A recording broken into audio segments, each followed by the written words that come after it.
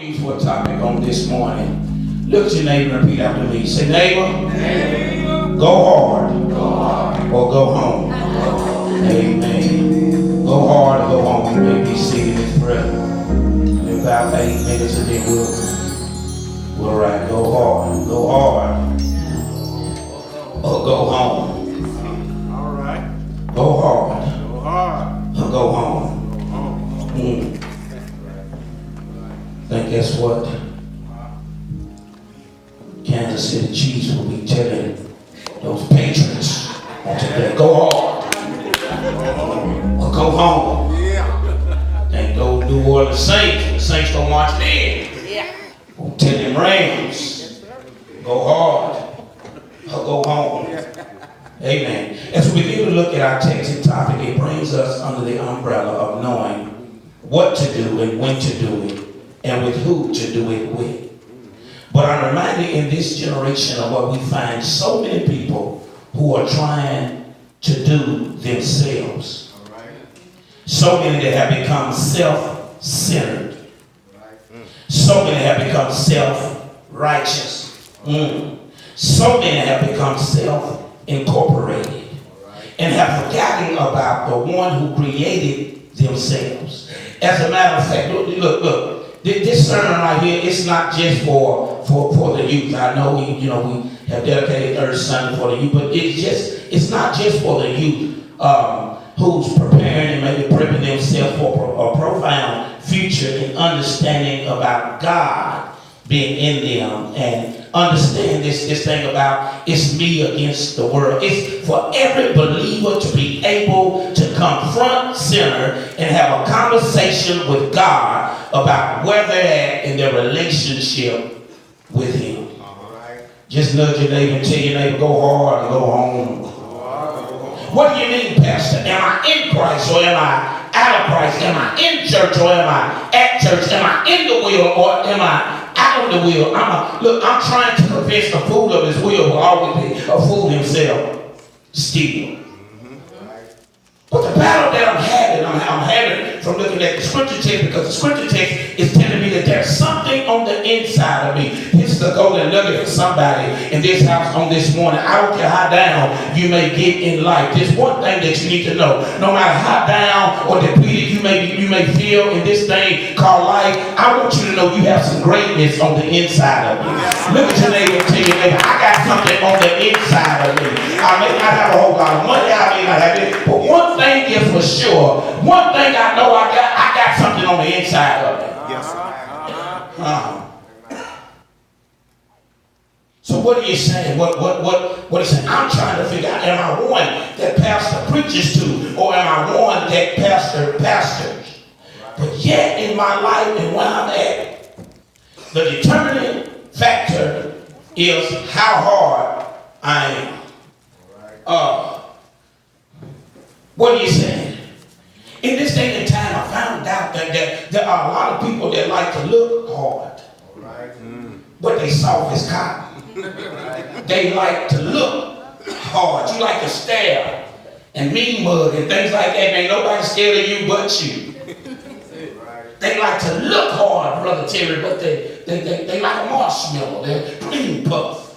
But when you have the Spirit of God on the inside of you, don't take your looks for granted. All right.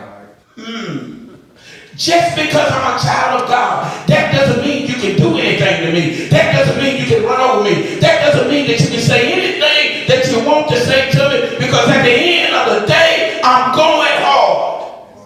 Okay, watch this. Talk to us, preacher. So, the determining factor is how hard I am. How hard I go. The hardness that is in me. Everything about my character is a byproduct of being hard. Help them out, Pastor. Young ladies, he may have swag and sag and have on some Timbs and look good on the outside. But if he don't have Jesus on the inside, all right. Oh my God, young man, the apples may be bottled, may be hidden, may be doing whatever. If she does not have Jesus on the inside, then you can't get nowhere. You can't go nowhere. But I'm trying to help somebody in this house on this morning to come to the full understanding that God has equipped us concerning the kingdom to put our best foot forth. Ain't no need playing with it. If you're going to do it, do it. But the text has been tailor-made to teach us that there is a twist in this heart. Pharaoh in the Old Testament had to have a hard heart. As pastor, I deal with a people who were hard-headed. I think it was Rihanna that told the young people to go hard. But this hard is simple, but it will save you. And if you cannot go hard, you might as well go home. All right. Fix it for me, kingdom-wise, pastor. I wouldn't waste my time coming to church. I wouldn't waste my time praying and doing the things of the kingdom if I didn't believe. That's right. Ain't no need you wasting your time. But if you know and you understand that there is a God who sits high, there is a God who looks low, if you know and understand that there is a God who is a way maker, that's when things will begin to change. Conversation on yesterday, you got to work in pastor. Conversation on yesterday, there was a father that stopped me and he wanted to talk with me. He said, Pastor, I'm struggling with something in my life. He said, I know, you know all about this. He said, I have 2 twin girls that are in college, freshmen in college. He said, but I'm struggling because I raised both of my girls in a Christian home. JK, he said, they know how to pray. They know how to praise. They were raised going to Sunday school, VBS, Vacation Bible School. He says, but I'm struggling. I said, what is it that you're struggling with? He said, the devil's trying to be busy. I said, what do you mean? He said, it was hard for me to let my babies go off to Memphis, and go to the University of Memphis. He said, but I'm struggling because now one is strong in her faith. And the other one is struggling in her faith. I said, okay, let's dig a little deeper. Let's see what's going on. I said, and after we see what's going on, we're gonna go to God in prayer on my break time. All right. On my break time. I said, we're gonna go to God in prayer. He said, well, Pastor, the reason why I'm struggling is because the other twin, she's been dating a guy that's a atheist. He said, I'm struggling, Pastor. He said, you know I raised my girls. You already know that I raised my girls with good morals and good values. And I raised them in the admonition of the Lord. He said, but I'm struggling. I said, why are you struggling with it? I said, didn't you say you raised your girls in the admonition of the Lord? You're a God-fearing man. Didn't you say that you was a praying man? I said, why are you struggling with it? He said, Pastor, he said, don't be mistaken, but the reason why I'm struggling with it is simply because it is. I would have rather my daughter to tell me that she was with an unbeliever, somebody that wasn't saved, versus somebody that don't believe that there is a God. And I shared with him. I said, okay. I said, now we're going to end this conversation and we're going to go to God in prayer. I said, but I want you to understand this. Sometimes God has a way of doing things. Amen. He can take that $20 of yours that you know is super safe, what's been deposited. And God may be using her to get into the heart of this young man that's trying to chase after her. And God can convert him until one who did not believe in God. Until a believer. What do you say? What's the moral of the story? Sometimes you can hang around the wrong person and get blessed. All right. So I shared with him, I said, just continue the process. I know it looks bad because you say that you could have at least converted the unbeliever. I said, but the devil is a liar. You can convert one that doesn't think that there is a God. How do you convert one that thinks that there is not a God? Walk them down the road highway. All right. Share with them. It's as simple as ABC. That's it. Accept, believe, and confess. Take them down that highway. But I come to serve notice to somebody in this house on this morning that the devil is trying to attack your belief system. But you got to let the devil know that he is a liar, because you're going hard because you refuse to go home, because you understand what God can and will do to you if you allow it to happen. Look at your neighbor and tell your neighbor, you can't be soft. This ain't no time for nobody to be caught up in their feelings. You cannot be soft. You got to go hard. You got to know and believe beyond the shadow of a doubt that the Lord is your shepherd and he shall not walk. You got to believe during this season that God is able to do. So, first off, we pull out, I ain't got but a point and a half. First off, we pull out of the text. If you're going to go hard, you got to make sure that you go with God. Tell your neighbor, say neighbor, quit going with people and go with God. See, when you begin to go with God, God will release some power. If you got God, you got power. You swear you hard, but you have no power. You swear you hard, but you have no power. You are powerless. So this is what my prayer is for the year of 2019. My prayer is simply this: God, cut me off from all of those people who are powerless. I don't know about you all, but God sent me around some folk who are God-fearing, some folk who know how to get in touch with you, some folk who know how to pray. God, I ain't trying to hurt anybody's feelings, but I'm trying to go somewhere. So I demand you in the year of 2019 to cut me off from people that are powerless. What do you mean, Pastor? Powerless. Everything about them is dead. You ever tried to place a call on your phone and you got mad because you didn't have no? Okay, I'm trying to help somebody. But God put me with a people. That's why the scripture says, greater is he that is in me than he that is in the what? The world. People who have a real desire for God. They know how to go hard with God. I'm so hard that this is what makes me hard. Not because of nothing that you see on the outside. But my heart is connected to the Jesus that is on the inside of me. Have you ever been to a season where your soul was just bubbling? I mean, you just felt so good.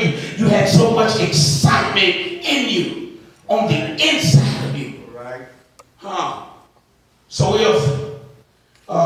if you want to go hard, you got to recognize and realize that you got to take God with you. Yes, sir. There's greatness on the inside of you.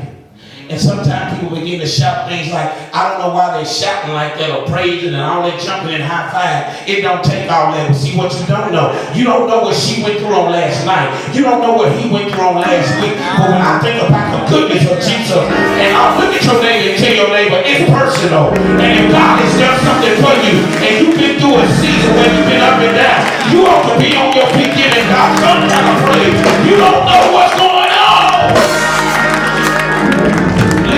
You tell your neighbor, don't give up. Don't give up. Look, don't count me out because I got something on the inside of me. And it's called greatness. So 2.5 and we so in other words, don't count me out. Don't give up. Don't count me out. Because I got something on the inside of me. Look at your neighbor and shout, my God. Now, why did you just shout, my God? Because the scripture says that my God shall supply all of my needs. Get on your feet and just shout, my God. Ain't no need to be worried about your kids, shout, my God. Ain't no need to be worried about your job, shout, my God. Ain't no need to worry about your sickness, shout, my God. Yes, sir. Yeah. Yes, sir. Yeah. Yes, sir. Yeah. If he's not in you, your heart is turned into horrible. Everything about you is horrible. But look, the horrible are headed home.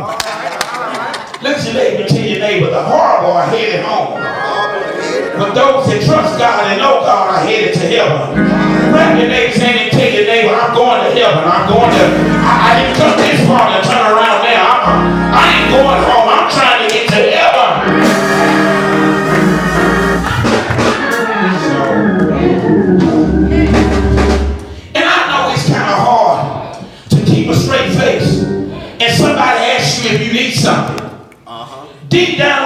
decide you want to tell them yeah.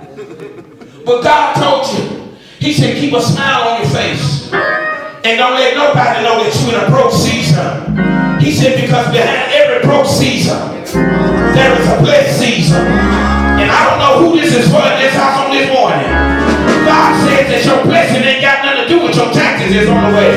God says you get ready to go into your blessed season. And if you've been praying for the blessings of God, go ahead and get on your feet and thank God in advance. Open up your mouth and tell the Lord, thank God.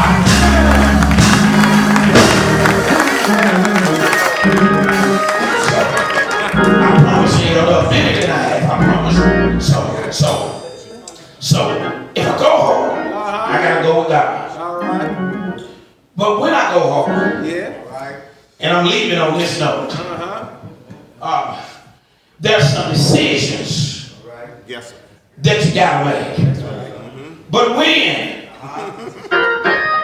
I get ready to go hard, the Bible, it teaches me that when I go hard, I've got to make a decision. And this time around, God says that I've got to go in a different direction. And if you in this house and you're tired of people coming around you to hinder you, God says this is your season to turn away from all of those curses. And God says that you will be blessed. And if you in this house and you've been praying for your breakthrough, God says go ahead and get on your feet. Don't wait till the battle is over. You ought to be able to shout right now. Open up your mouth and tell your neighbor, say neighbor, this time around I'm going in a different direction. Now do yourself this favor.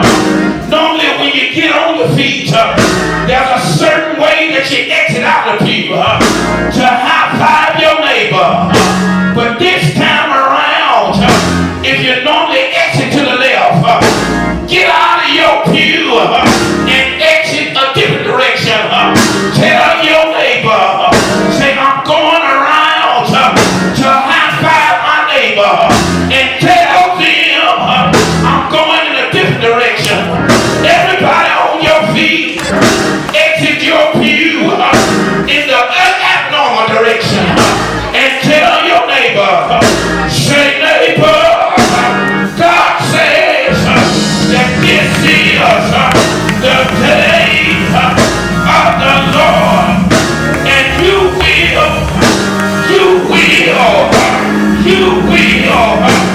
will be blessed.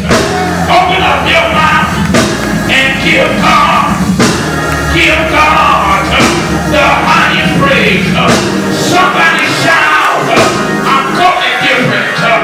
Things that used to trip me out, things that used to make me mad, things that used to get me upset. I'm going in a different direction. Grab your neighbor's hands and tell your neighbor, shake your neighbor's hands, turn to a neighbor and shake your neighbor's hands, shake your neighbor's hands, shake your neighbor's hands and tell your neighbor, this is my year. I'm sorry about that, y'all. This is our year to be blessed and not be broke, to be the head and not the tail. Our year to move forward, our year to receive the things of God. I've been soft for too long. Let go of your neighbor.